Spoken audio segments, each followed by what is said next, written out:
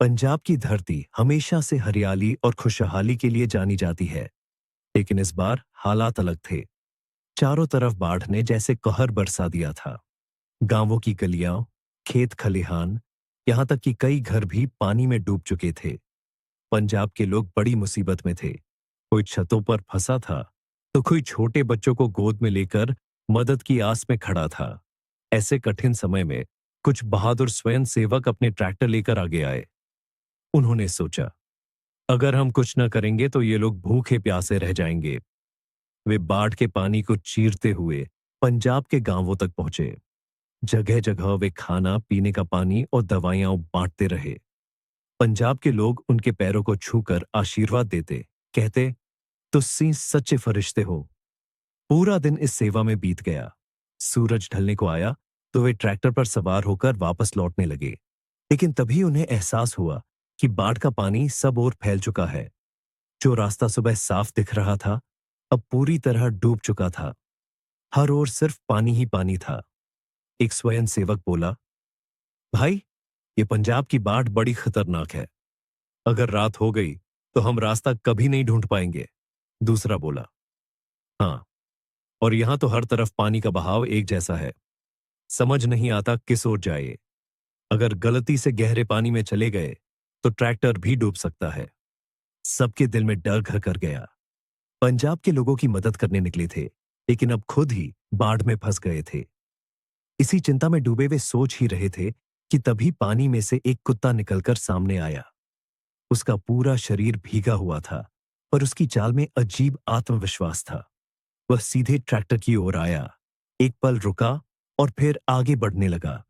स्वयं सेवक हैरान थे। उनमें से एक बोला, शायद ये कुत्ता अपने गांव की ओर जा रहा है। अगर इसका घर पंजाब के इस बाढ़ग्रस्त इलाके से बाहर है, तो यह हमें सही रास्ता दिखा सकता है। उन्होंने हिम्मत करके ट्रैक्टर उसी कुत्ते के पीछे मोड़ दिया।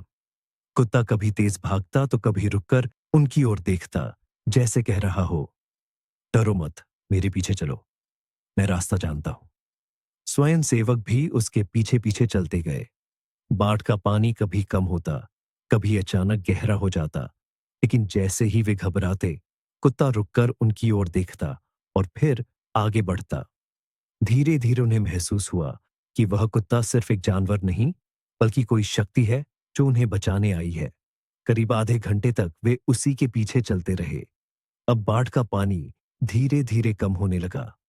दूर से ऊंची जमीन और गांव की झोपड़ियां दिखाई देने लगीं।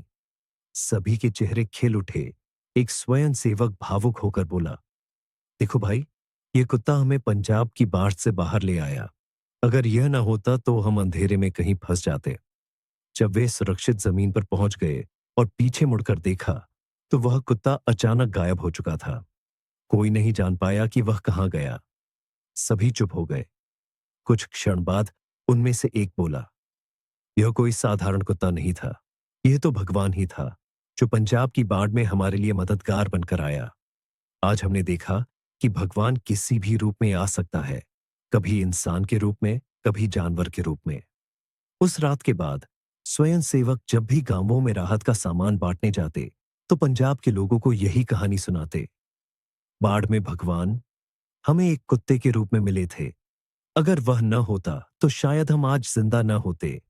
और पंजाब के लोग यह सुनकर कहते, सच है, जब इरादे नेक हों तो भगवान जरूर साथ देता है।